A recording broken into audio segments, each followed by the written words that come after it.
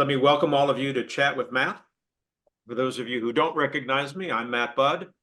I've been chairing the Financial Executives Networking Group since 1995. A little hobby of mine. I'm a volunteer, just like my two co-chairs, Bruce Lynn and Marty Lappman. We have an objective with Chat with Matt. I try to find people who have something important to say that will be helpful to you in your career. And our guest today is Susan Vogel. I typically, I always have my guest speakers introduce themselves. I've been introduced at many meetings, and my introduction always gets botched in some manner that makes me cringe and kind of puts me off my game. So I have a practice where I let my guest speaker introduce themselves. It's always going to be better than what I would have to say. So I'm going to turn it over to Susan in just a minute. But I will point out that Susan is one of my pre-COVID speakers. In March of 2020, we had a meeting scheduled that week at Temple Israel in Westport, Connecticut. And I believe Susan was our guest speaker. And of course, that meeting got canceled. So we've finally gotten back around to having Susan speak. Susan happens to be a friend of my wife Peggy's, another major coincidence. I've stalled enough that hopefully we've gotten as many people as possible into the room. So we're going to kick off here. I'm going to spotlight Susan, and we're going to begin our conversation. So Susan, as is traditional, why don't you take a minute or two and give us a little background on how you got yourself into this mess. Will do. Thanks, Matt. And I remember that March day very well. I was literally driving to Westport when you called me. So it's lovely to finally be back in front of you all. My name is Susan Vogel. I refer to myself as a change facilitator. I do a lot of strategic business consulting, but always in the context of what are those behaviors that I need in order to meet my objectives. I've had a long background in change. Back in the day when I had a corporate job, you might have heard it as re-engineering, when that was originally came out and was not a cost-setting effort. And so I first cut my teeth on transforming businesses in that sort of effort. And since then, we've learned a lot about human beings and human behavior and why we do the things that we do. So that's my secret sauce, is that I can identify for an individual, a team, or an organization why they're doing what they're doing and how we change it to facilitate you reaching your goals. So I've been doing that sort of consulting since 2015, 2016, and I'm certified in a neuroscience-based coaching methodology. So if people need to make big changes, I know what steps to take them through so that they can, in fact, adopt a new thinking habit. And as Bud has alluded to, or Matt has alluded to, excuse me, change is hard. People get kind of freaked out about it. So I hope today that we can shed some light on why it's hard and how to make it easier to navigate. That would be great. That would be great. I was fortunate early in my career to work with a consultant to our management team, and he said, you can't change people's attitudes, but you can change their behaviors. That is very true. And the reason that we focus on that instead of personality, for example, is because behaviors can be changed and modified. I can extinguish a behavior altogether if necessary. So it gives us a much more effective approach for sure. You know, and the whole neuroscience thing, Peggy and I have a very dear friend who passed away several years ago, Judy Glazer, who was big on neuroscience and how it affects communication. Definitely. Susan knows my wife, and my wife is a communication expert. So we always have a lot to talk about. And when we engage with someone like Susan, it's the conversation never really ends until we run out of time. Isn't that correct, Susan? Absolutely. That's part of having good friends. So, let's talk. Why don't we start where you want to start, which is discussing the skills a leader needs Mhm. to implement change successfully. What would you highlight as the major skills? Okay, so I would say for a leader, right, that's either leading themselves, because I know there's some people that might be looking at their own individual change versus a team, right? Either way, there's certain skills that you need to have in order to really be effective as a leader, but especially if you're trying to lead change efforts, because they can be very difficult. So the first and almost biggest differentiator, I think, for a leader or yourself is to develop self-awareness. If you Google self-awareness and business success, you are going to see a zillion articles. It literally has been determined in numerous studies and research to be the biggest differentiator between success and failure. Now, the way I define that is maybe a little different than others do, right? Because we know it's about identifying what am I good at? What do I struggle with? I would add, you need to do that without beating yourself up, because that's where people get into trouble, right? Is they start avoiding what they're not good at. They're intimidated to bring in somebody that's smarter than them. So that's key as a first skill. Hmm. Another really important thing is pay attention to emotions. A lot of people think, oh, we shouldn't have any emotions at work, right? Leave them at home. We shouldn't be thinking that way. And the reality is that is just a bunch of hoo-ha, because we experience emotions all day long. And so any effective leader needs to be good at recognizing them. They need to understand when other people maybe are being swayed by them or they're acting because of an emotion. And one of the top three leadership skills is always emotional regulation. So that means that you are aware of emotions, you're listening to them, but you're the boss and they're not hijacking you. Yeah, Um, I think I think a lot of people don't, a lot of bosses don't realize how people are reacting to them, Correct.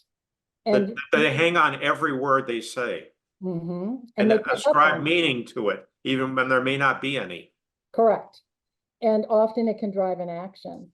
And so you, as a boss, you also want to be aware of how you land. So another skill set that I would highly recommend developing, or maybe it's an action you have to take, is watching for your blind spots.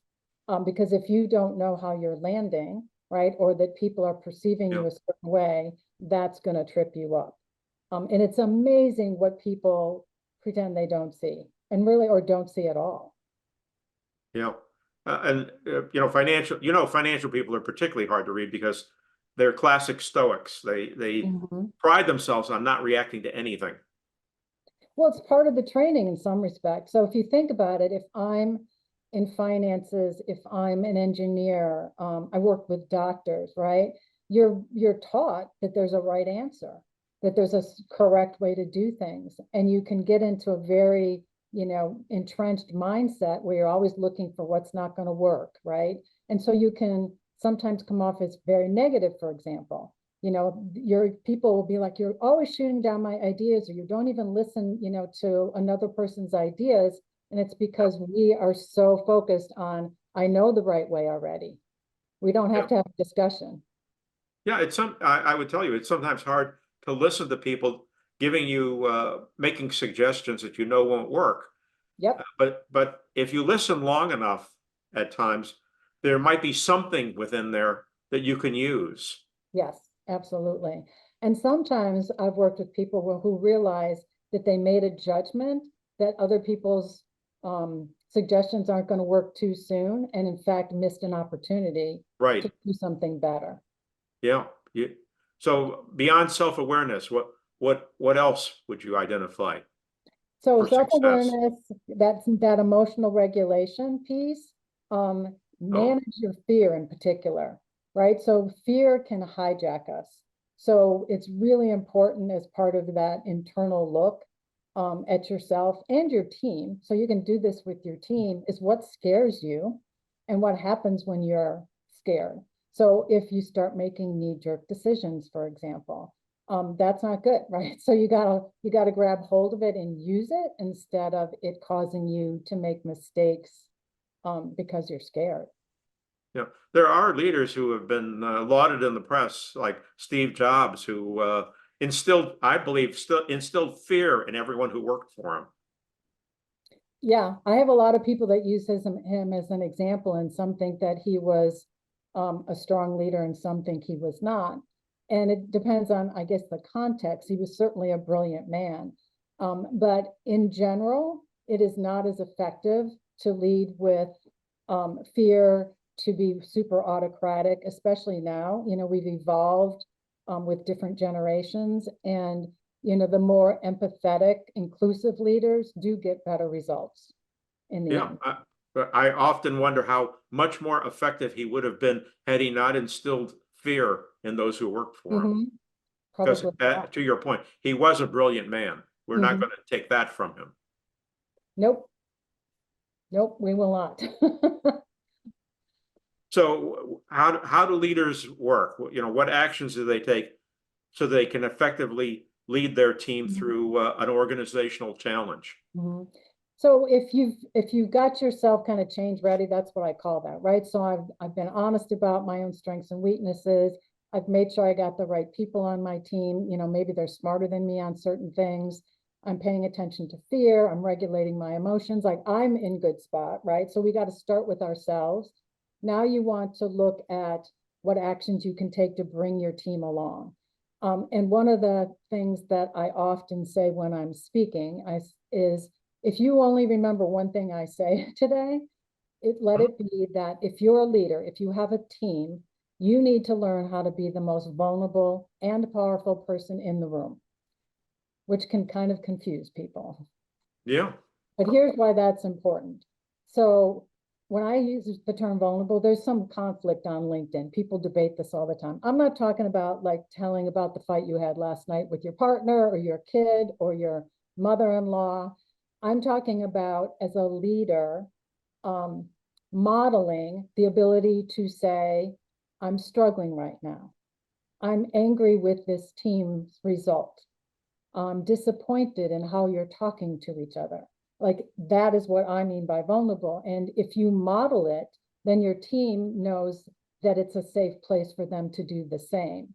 That's how you can have candid conversations and become highly functional, which is absolutely necessary if you're going to do a hard project like implement change. Because if there's not Mhm. trust, you're in big trouble. And that's probably the biggest thing I see, is teams that don't trust each other because they don't have candid conversations, especially the leader. So it starts with the leader. You have to be able to say, I've made a mistake, or I need your help. That's really hard. And unfortunately, many people still believe that if you ask for help, it means you're weak. In reality, it's the opposite.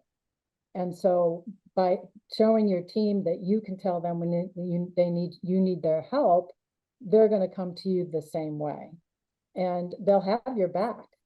Um, the other thing that this helps lead to is a term that not everybody has heard. Maybe some folks have, but if you can try to create something called fellowship, or sometimes people call it followership. Um, Many people in this audience, if you've been around a while, like I have been, it used to be that the authority and the power structure was all about the organizational chart, right? And that you blindly did what your boss did, and they just expected you to do it, whether they were doing their job well or not. And Mhm. that really does not work very well anymore. And so if you want people to lead you, you have to first let them know who you are. You have to develop trust, like I just said, right? By Yeah. creating the environment.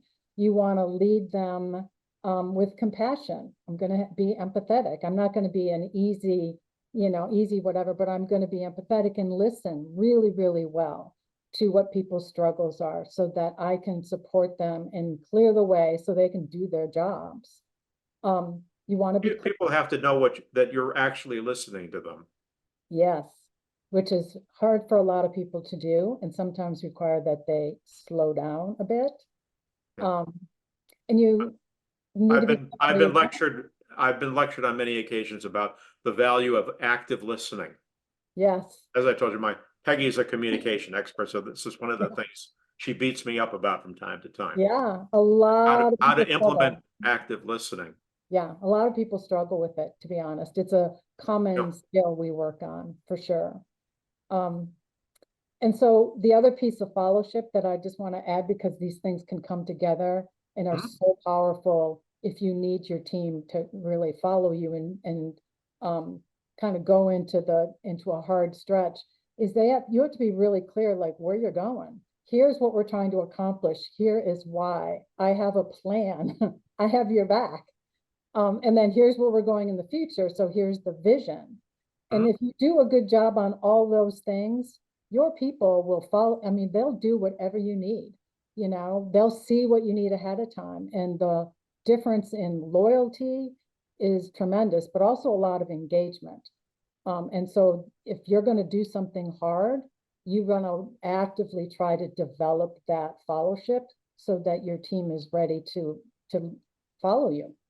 You know, in the planning meetings I've run over the years, I think the first reaction you encounter is anger.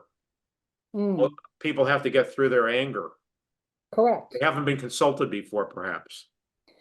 Well, and that's one of the things that we also know about human beings now is, when I did these reengineering projects, there was a specific order and you looked at the systems and the processes and the org chart and you changed the jobs around and you did everything, but you didn't think about the human being part. And so often, to your point, it would be, well, you either get on board or you're gone. And now we understand, we actually can predict the different kind of responses that people will have. And so there's a continuum of resistance. And so I know for these folks that are, a smaller percentage, but they're super flexible, they'll be fine. And, then there's another group, to your point, that have to understand why, they're able to change, but they have to understand why. Like, why is this going to be better? And then there's another group that's like, oh my God, I'm so on board. That's such a great idea, but they'll still get stuck because they've done things a certain way for a long time. So it's multiple types of communication. I'm sure Peggy's probably knows exactly what I'm talking about. You can't assume the same message is going to work for everybody, is kind of the bottom line. Yeah, yeah. So how do you identify a particular change that's really difficult? Yeah, I use that I guess term. some of it is knowing your team Correct. and what they're thinking. And, you might come up with something that really it's going to be a bad one. Yes. Like Um, if you work at Kodak and no one's taking pictures that they're developing anymore, yeah, that's a good there's one. a problem. Yes, hopefully they saw that. They should have seen that one coming, They but didn't handle that one very well, by the way, no, Susan. no. There was probably a lot of avoidance, if I No, remember I don't correctly. know that there was an answer. Um, the word difficult is used very deliberately. And again, to your point, it used to be that we were very reactive, like we waited till something bad happened, like you said, and now we're scrambling. Now we're trying to look more proactively about adapting ahead of the game, right? So there's a lot of research that says if you aren't continually adapting and changing, you're going to get behind and somebody's going to do it faster than you. But even then, there are things that we know become more difficult from a neuroscience perspective. So now I'm talking difficult, because it's going to be hard for the brains of everybody. So Mhm. one of those things that makes it harder is if it's a big shift. So if I've been somebody else's employee for decades and I've now decided I'm going to go out on my own, that's a big shift. We may think, oh, I already know how to, be a CFO, so I can be a fractional CFO. How hard can it be? Well, we're going from having somebody else wearing many of the hats and kind of handing us the work to now I'm responsible for everything. I'm taking on the risks. I'm making the decisions. No, I need to, market myself. I need to have sales conversations. So that would be a really big shift for a brain. no, that's actually very helpful. I run classes every month on how to start your own fractional CFO or controller practice. Mhm. And one of the points I make with everybody is that being an employee is different than being a consultant. Big time. And it requires a severe mind shift. One of the little jokes I tell is that I used to take a day off at the office once in a while and call all my friends because I had no work to do that day, but I had to be there. Yeah, You can't do that as a consultant. no. And it can take people a long time to understand they are running a business now. It's not that I'm a fractional Yeah. CFO or whatever. I am running a business. And so that's one of the big mind shifts. Another thing is if there's a big emotional investment in the way that we're doing things now. So that could be a business owner selling. That could be that we started as this nice small company and the culture was very family oriented, but we've gotten bigger and bigger. And now we need to be more disciplined and we have to standardize things. And people are really invested in, the way that you did things or thought about things. That's another big shift from a neuroscience standpoint. Yeah. Big gaps in skills. So if you have a team that you have had for a while when you were a certain size, right? And they were player coaches. So, they're managers, but maybe they're also still doing work. And now you've gotten bigger, maybe you've made an acquisition. Now they have to work solely through other people. And that's a big difference in skills. Sure. That can be difficult, right? I'm suddenly giving up control of doing things. And the way I accomplish things is through other people. Big. That's really big for our brains. Yeah. There's a lot of overused words in the English language. And I think more so today than in any time in my career. But it's very important to categorize problems so that people know the depth, the severity. And I Yes, know you have a model that you put into our meeting announcement of minor, mind bending, and mind blowing. Perhaps you'd like to elaborate. sure. Yeah, I have this tool because I do find that it helps people figure out where they are ahead of time. So it's part of the effort to know where the speed bumps are going to be. So in addition to the things I just mentioned, another thing to look at is how long have you been doing something a certain way. But we're also looking at who's going to lead the effort. If it's the CEO and they're change ready and they've got the team ready to go, it's going to be on the minor end of things, for example. If I have delegated it to somebody else, I'm not sold on how important it is, but the board is making me do this, right? If I'm not giving it my full attention, it's going to be a mind-blowing change effort because people are going to see that and go, we don't have to do this. Systems and processes, are they in place? Are they being used consistently? We rank and look at that. Have we ever tried to make a change before? And how did we do? If we did a good job before and we got through change, then the next one shouldn't be so hard. If we failed spectacularly, then we've got a rough road ahead of us. And then finally, I'm looking at behaviors, right? So if there's ways of thinking going on, the way the team works together, things in the culture behaviorally that we have to extinguish before we can get people to do something differently, that certainly is going to be way more challenging. Yeah. So you kind of set the stage when you're talking to your clients as to a reality check on the depth of the problem. Absolutely. And we try to clear away as many pitfalls ahead of time. So the more you look at where the problems could be and fix them ahead of time, the easier the rollout becomes. Interesting. But it is important to know whether a problem's a number one, a number two, or a number three. Correct. Yeah. And if you end up on that minor score, then you can say, I hate to renumber them on you. I apologize in advance. That's okay. I'll try to adapt. Okay, but sometimes it's a really huge problem, and maybe you hesitate to even tell people that it's really that bad. Well, I'd love to have been a fly on the wall at Kodak when they were going through this major change. Yeah. Well, again, that's where, with today's knowledge, you would say that you would tell your team, like, we're in for a rough haul. We need all hands on deck, right? We need to have each other's back and we're going to go save ourselves here. And that's where some inspirational leadership would be needed. Yeah. One of my staffers used to, from time to time, say, "Oh my God, we're all going to die." Yeah, That would be, a really big problem, right? yeah, absolutely. And you would know that, so that would be good. There's some drama. Yeah, for sure. So how do you know if the team's ready? I mean, Mhm. you've got people who have been there a long time. You've got people who are new, people who may not fit the new plan. How do you know when your team is ready to really dig in on a problem? Yeah. Well, one of the things that's going to make it go easier or harder is whether you're change ready, which is a term people may not be familiar with. But the way I'm looking at it is, are we set up correctly? And do the people that are important to executing have all the skills in place, right? So that's what we're talking about. So first of all, you want to set up your team where you have some norms and standards in place. It sounds maybe fundamental, but you'd be surprised how many times it doesn't happen. And by that, I mean, we've got ground rules as a team. Here's how we're going to make decisions. Here's how we're going to deal with conflict. Here's how we are going to make decisions, whether it's the leader that makes them or the team makes them. We're going to know all that up front, how we're going to hold each other accountable.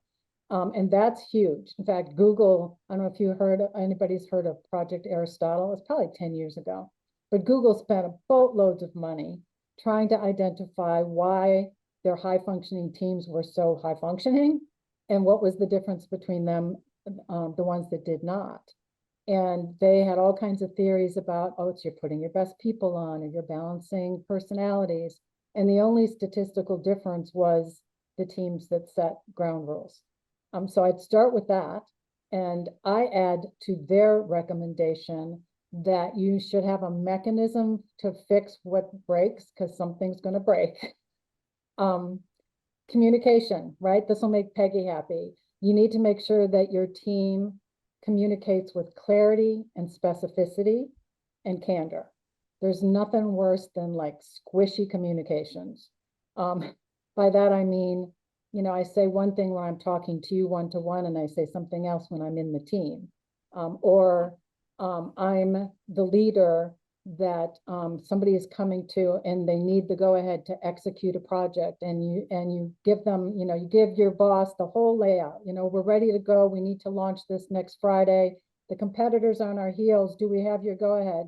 And they say something like, yeah, I guess so. You know what? I just need to think about it. Just give me a little more time. Like, what does that mean? I need an hour, I need a day, or I need a week. So leaders in particular, but team members need to be, exceptional communicators. But it is important. I'm gathering that the leader do a team assessment, kind of offline, right? That can be very helpful. Yeah. And again, they have to understand what their objectives are. Correct. And know whether they have the horsepower on the team to get it done, and whether Yes. they need to bring in someone else. Yes. Becky has her hand up. I have my hand up because somebody, I think it's related to all this. Somebody is asking the question about personalities on the team and talked about, she said somebody talked to her about a 4-quadrant, a driver, analytical, sort of steady and interactive. But I guess her question is really how, what role does personalities play? And then how does this affect change? And what is your role as a leader to manage the personalities? Yeah, that's a great question. Yeah, that's a great question. I think I was CFO of an advertising agency in the 1980s, and you talk about a diverse group of people, and each of them in their roles. You had the account people who were pretty rational people. You had the media people who were very detailed people. You had the creatives who came in at 10 o'clock and left at 9 o'clock at night and had meals brought in and taxis home and attention spans of a gnat. I mean, it was a diverse group, but that was also our leadership group. Mm-hmm. So very challenging. And of course, we have Myers-Briggs. You could. Correct. So Myers-Briggs Predictive Index, DISC, and I've been certified and used many of these, are measuring personality. So what I'm about to say is really, really important, and there's a lot of science behind this. That is not the way to set up a team. We want to measure what behaviors and ways of thinking are in place and how balanced they are. So if I have a team that is heavy on strong personalities, right, that's one thing. But if I can measure that they tend to be highly analytical, that maybe that's not balanced out by any sort of synthesis. If people tend to be, the team behaviors are more rigid and inflexible, for example, then I want to give the team the ability to behave with more balance. Because again, like I said before, behaviors we can change. So you're not going to change your introvert into an extrovert or vice versa. You're not going to change somebody that's really funny into somebody serious or vice versa. But I can change the way they're thinking, responding, making decisions, how they're talking to each other. So we want to understand the behavior individually, but also how they come together as a group. Because what happens is that somebody can be good at a skill when they're on their own, but once the team comes together, they might not necessarily practice it as consistently, or other people with a different, that don't have the skill are ending up hijacking it.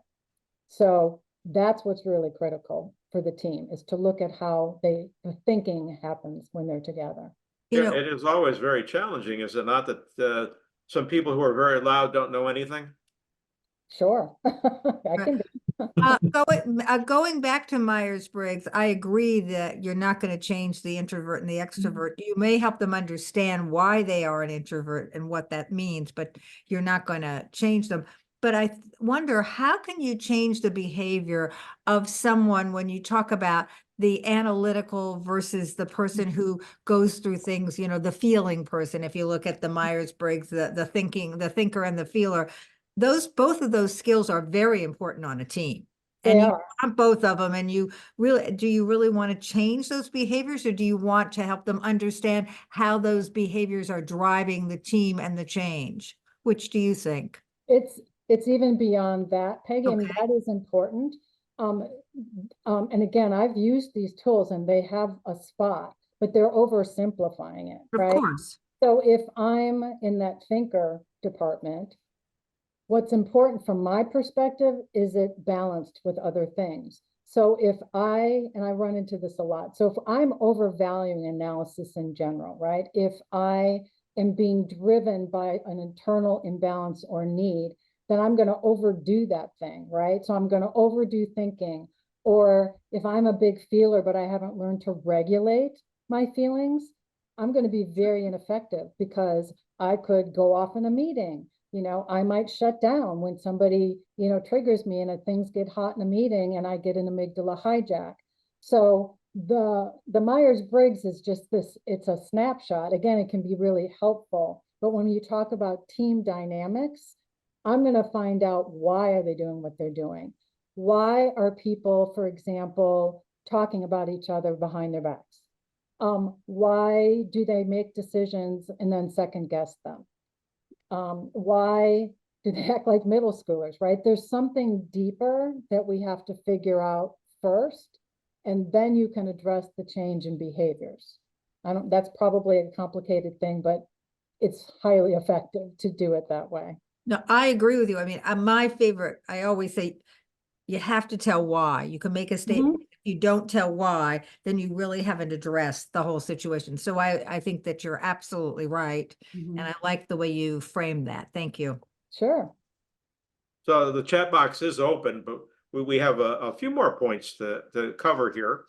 So recognizing and overcoming resistance. Yes. I think that's critical. Sometimes Yeah. you don't know people are actually undermining you.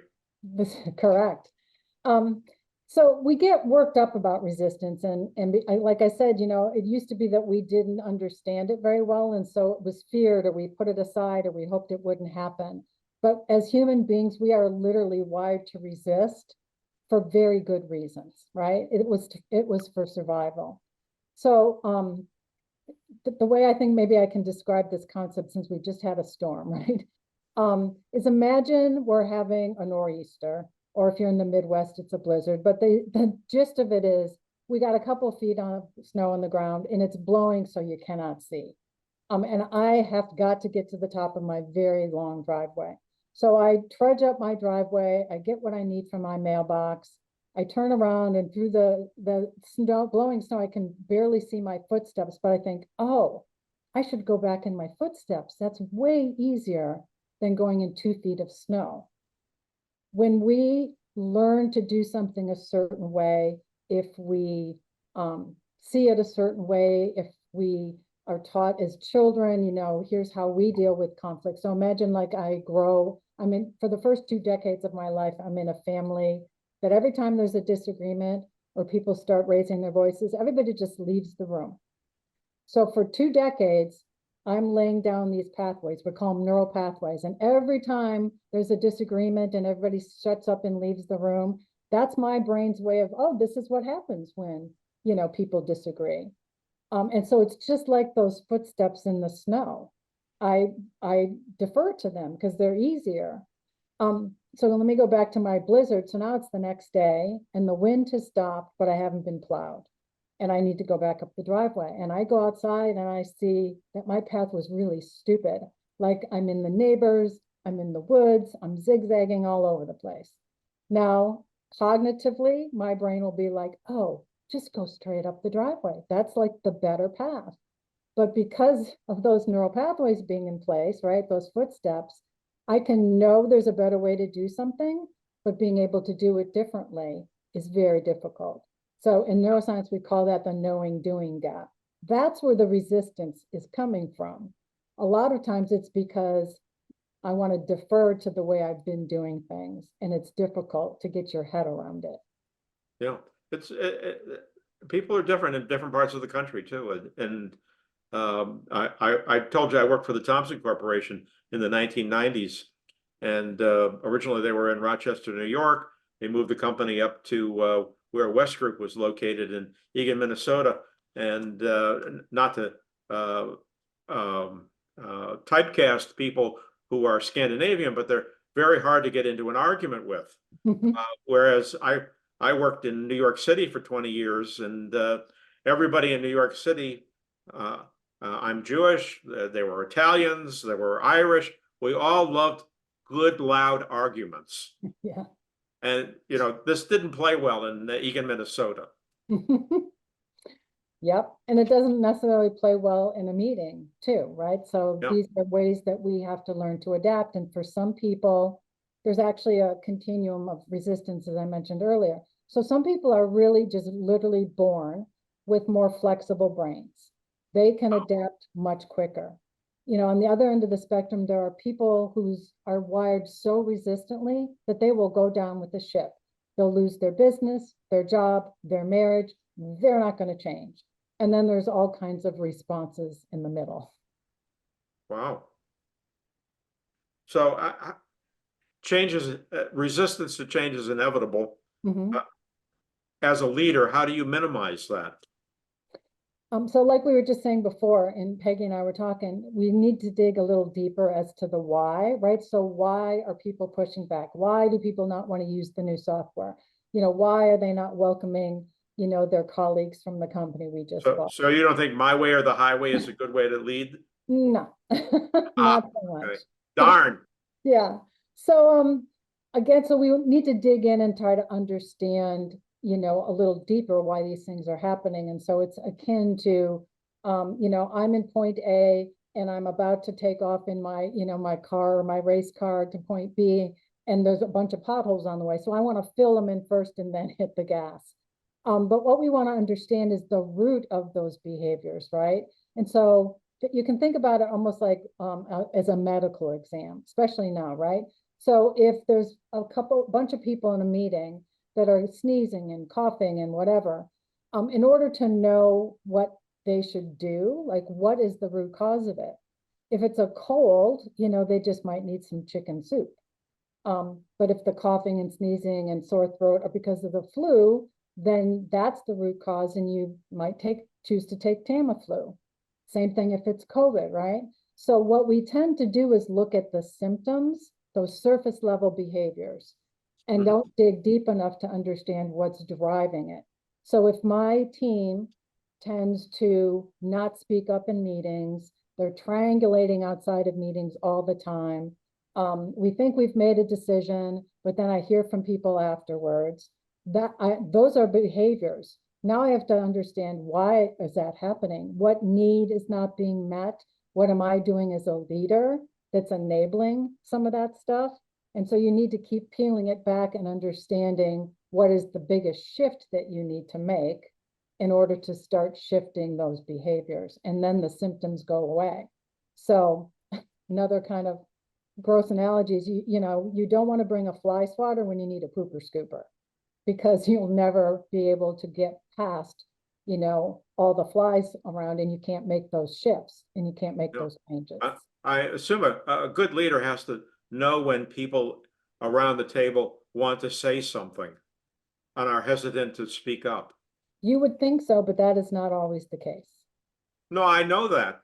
I run a lot of chapter meetings, for example, and when you're having a discussion, I can just tell when people want to say something, but haven't got the courage to raise their hand. If you call on them, they will tell you. If you're lucky, Some people want to be asked. Yes, that's true. And those are all things, that are enabled by what we talked about earlier, right? You're picking up on it. You realize somebody looks uncomfortable, or, that maybe their body language is telling you something. Is that how you work with leaders to educate them on the importance of watching audience reaction? It depends on what they need. So it's a very specific diagnostic for that person. So I can have 10 people come to me and say, I just feel like I'm not as strong a leader as I need to be. People are giving me feedback that I don't listen well enough. My team is behaving badly, and, I don't know if I have something to do with that, whatever, right? Again, symptoms. So I want to understand what's going on with that leader. For one, it could be that they don't process their emotions and that they are very uncomfortable with other people's emotions. For somebody else, it may be that they are very inflexible thinkers and they don't see multiple truths, which is two things can be true and conflict at the same time. So each person, again, it's like, do you have a cold? Do you have a flu, or do you have COVID? So what that leader needs to learn is specific to what's happening already in their brain. And this stuff, we've been building up for decades. It won't surprise anybody that sometimes, we've started thinking a certain way since we were kids, and it had something to do with the way we were raised. But the good news is you can change it at any point in your life. I've worked with 70-something-year-olds to completely transform the way they think, so that they can go off and do a completely different third act. So you can teach an old dog new tricks. Yeah, well, you'd be surprised, right? And today's world, everything seems to be moving. Change seems to be happening much faster than it did earlier in my career. Correct. We are definitely moving faster, for sure. Pace of change is huge. Yeah. Even this whole Zoom thing, who'd have thunk it? I mean, we had Skype, but boy, that everybody would have a Zoom account. Latching on to new technology is one of the things our networking group tries to do. Absolutely. Better to get somebody else to pay for the technology change. But really, that's a great example, right? Because you see companies that adapted, right? So it was like, well, crap, what we're doing isn't going to work anymore. And, they figured it out quickly and they made the adaptations, and people, did what they had to do. On the other end of the spectrum, I saw people that were literally the equivalent of hiding under the desk. It's like, okay, we're just going to wait till this is all over. And they didn't survive. I've thought about hiding under my desk sometimes. Right? Susan, do you think that the ability to, come up with all the things that you're talking about, recognize how to make change, be change. Do you think that there's a link between, because you're talking about how you were raised, is there a link between generations, gender, or is this pervasive and is it personality? What is the biggest thing that makes a leader, maybe less open to change, or have to struggle with coming to terms with how to run a team and change? What do you think is the biggest barrier to that? It's the sum of experiences to some extent. Like I said, our ability to adapt and whether we resist is somewhat how we were wired. So it's a little of everything, right? So you know, if somebody is wired to be highly, highly resistant, it's not that they can't change, but it's a whole different, bigger effort, right? But you also have to be motivated. So, you know, I have to identify for myself or see why this change is going to be beneficial. For most people, that's the first step. And so that's where, as a leader, we have to work on ourselves first. When I get a call from a leader saying, you need to fix my team, the first thing I say is, okay, so how do you think you're contributing to it? Because you are, right? If your team is not functioning well, it's because you aren't leading them well. And that's where we often have to start. And there may be some things you do super well, but just weren't exposed to before or are uncomfortable with. So if you are really positive and you only want to hear good news and you don't like making people uncomfortable, then that's what you have to work on. Because if you have everything else, right, that's the thing that's tripping you up. We call that an outrageously important goal. Like, if I don't change this thing, nothing else good is going to happen. So I can have all my SMART goals. I'm sorry. Did you have Oh, this outrageously important goal was the next topic we were going to discuss. Yeah, well, I'm right. I'm skipping ahead. Sorry. Oh, no, that's fine. But let's make sure it's clear to everybody that we're talking about an outrageously important goal. Right. And so when you're trying to figure out for yourself, what is it that has to happen and change differently? Like I said before, we're sort of peeling an onion, right? And so I looked at those symptoms and then, you know, cough, cold, whatever. Now I'm looking at like maybe how my team is operating as a leader. And, you know, I know they're really gossipy and I know they're sending each other messages on Teams, but when we're supposed to be talking about the topic, they don't, right? And so I see all these symptoms and I'm going to look and see, okay, what do we have to shift here? If we're not having candid conversations, what is the thing that needs to be addressed? And so that is the outrageously important goal. What is that thing that I either need to start doing differently or the team needs to start doing it differently? Or we call it an unlearning goal. What do I got to let go of? So instead of doing this, so instead of triangulating after meetings, we will speak candidly in the meeting and tell people how we feel about something to their face, right? Yeah, right? Sundance Kid don't sugarcoat it. Or exactly. Butch said, don't sugarcoat it, Sundance. Tell it to her straight. Yep. But if that's why you got to start with that, though, because think about it. If I need to implement, let's not even, you know, a change, but let's say I've seen this before.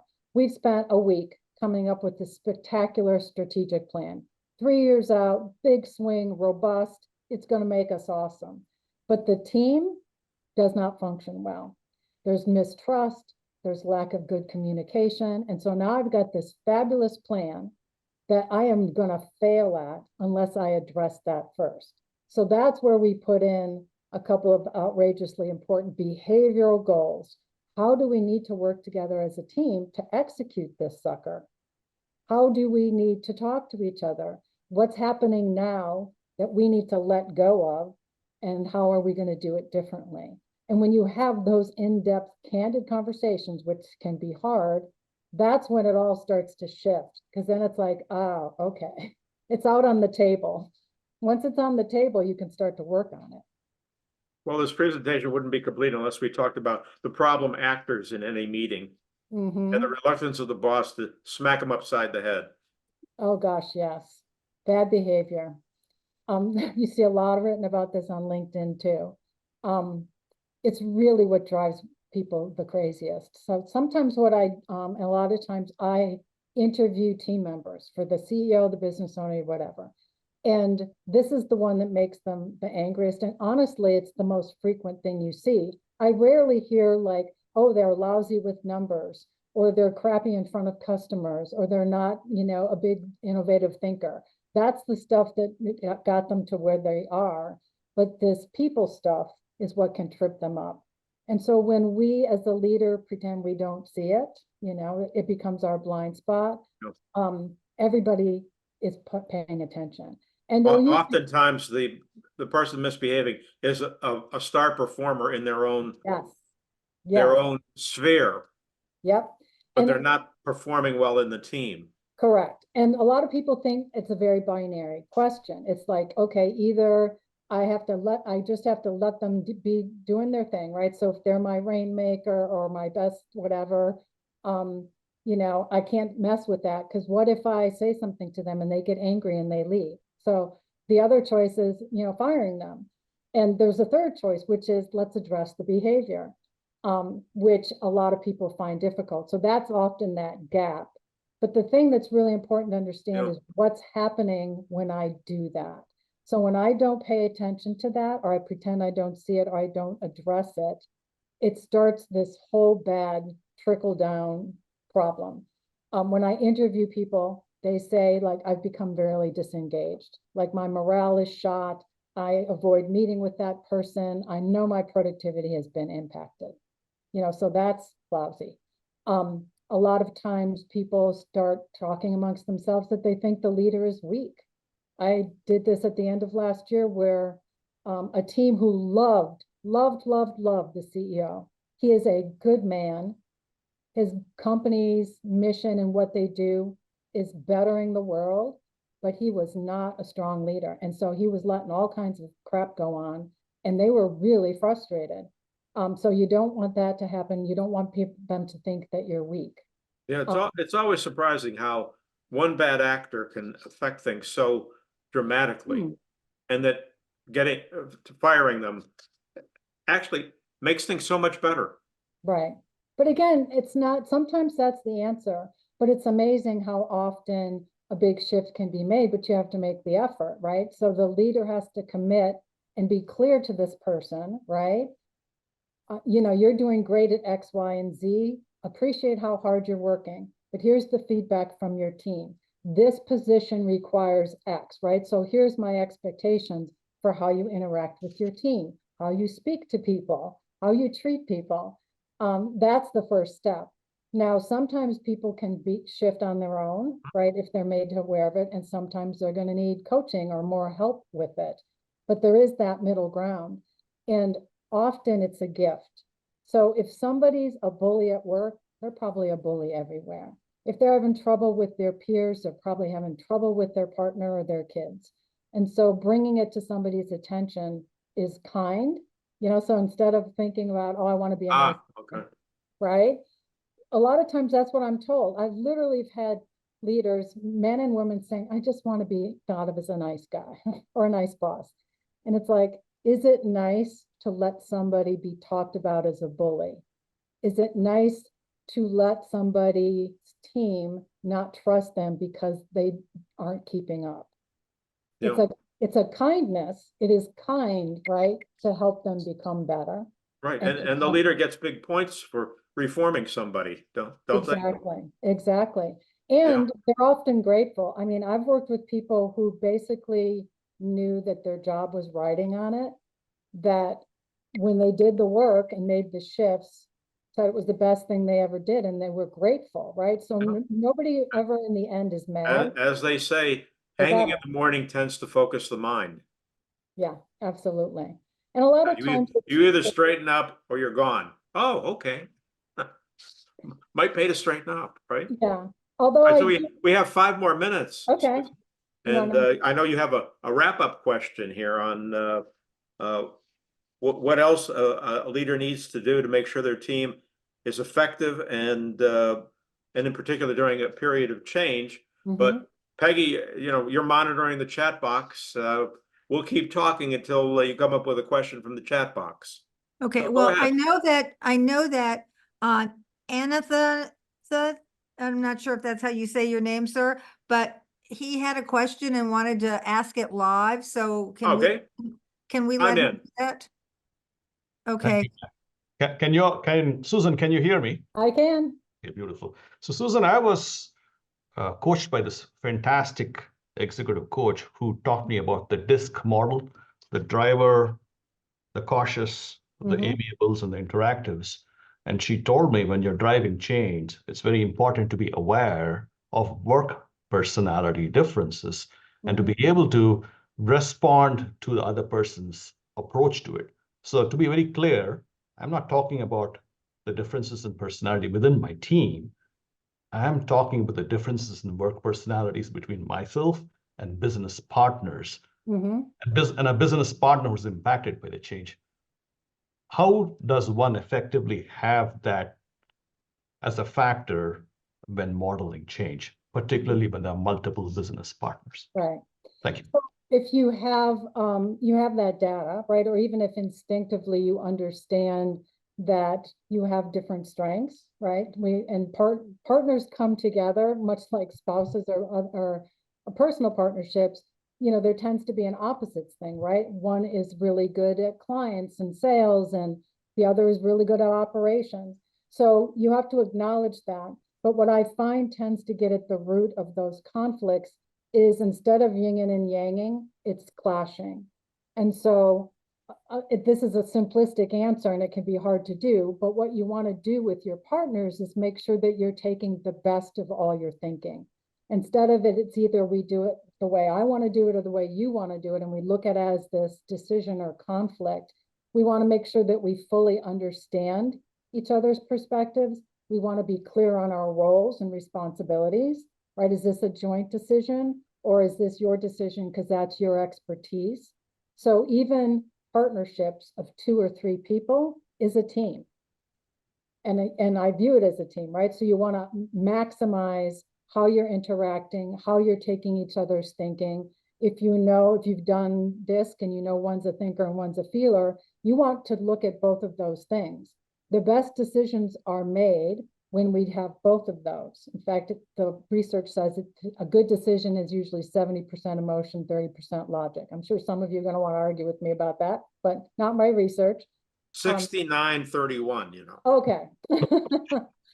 So that's really what you want to have those conversations, right? And to make sure you understand each other's perspectives, and then you make the decision and make sure that you make each other feel heard. Does that help? Thank you, Susan. Appreciate you. You're welcome. More questions. We have a couple minutes here. All right, well, you can pick up on this theme at the end of what else is important. Okay. What didn't we cover, Susan? So we covered lots of stuff. I think the other 2 points I'd make is it's important to be consistent. It's sort of like parenting, right? So if I tell my kids no candy before dinner, but I'm on the phone or I'm checking email and out of the corner of my eye, I see somebody sneak candy, but I don't want to stop what I'm doing and stop them, right? They're going to think, she didn't mean it. Our people are the same way, right? If I tell my folks one thing, like, we will make decisions as a team, don't come to me afterwards, but then I let somebody come afterwards and, whisper in my ear, then I basically have said, I didn't mean it. So you want to be really consistent, with how you're communicating and leading and managing folks. And then the other is that a team needs to be nurtured. You got to pay attention. A leader's job is to enable their people to do their best work. So you got to clear the way for them. You got to coach them. You have to support them. They need to feel like you have their back. And when you do those things, they'll do great work and you'll achieve your goals. Yeah, I don't think it's possible for people that always know everything about their job. And I agree with you. It's important for a leader to recognize that there are people who could be very successful. They just need something. Yes. To your point earlier, I thought that was a very important point, was that some people need behavior therapy of some kind. Yeah. They're too loud at meetings, or they don't listen to people, and they're impacting your team. Yeah. And, a way to sort of test that, because some things can be shifted, right? So if I'm able to make a shift, I can usually do it within 6 months. So if somebody says, you need to pause at a meeting, you jump in too quick, ask some questions first. And I put a Post-it, on my computer or on my pad to help me remember. And with some effort and some focus, I can make that shift. Great. Right. But if that's not if I don't understand why I'm doing that, if there's a deeper reason why I feel like I have to jump in, have the first word, have the last word, then you have to address that, because all the Post-it notes and reminding and somebody telling me you just need to do this is not going to make the shift. So that's a good way to try to help your folks too. Good. I think that's a great place to end. Susan, you've given us a tremendous amount of valuable information. and And fun. you were fabulous. Thank you so An much. hour of nonstop conversation, Absolutely. exchange of ideas. And if people have follow-up questions, something hits you, Matt put out all my contact information a bunch of Yeah. times. Just Uh, holler. Everyone, sadly, everyone has your email address if they have Oh, follow-up yeah. questions. And I that's will important do that Susan you're open to follow-up questions, correct? Absolutely, yep. Just put Fang or chat with Matt in the subject line because I have a pretty strong spam program. I'll watch it Good. so that I know where it's coming from, and I look forward to hearing from people. Yeah, and this meeting was recorded, so we'll get that out to the people who missed out. That's great. Thank you for the Because opportunity. It's good we've got fun. this whole Netflix thing going, right? Where people want to listen when they want to On listen. demand. All Yeah, right, but I think live was much better, and I think you fulfilled all my objectives on Chat with Matt. Something excellent. very important to discuss, and hopefully everybody got something out of it. Well, So thank you, all of Dale. you who have attended today, I want to thank you for coming, and hopefully you'll tune into my next event, which is not scheduled yet. But Susan, you've made my reputation, and I appreciate it. Thank you, Matt. Thank Peggy, you. it was great to Everybody see stay you. well, and we'll see you again on Chat with Matt. Peggy, thank you so much for helping out here tonight. Thank you. Thank you, Susan. Thank Susan. you. Bye all. Bye-bye.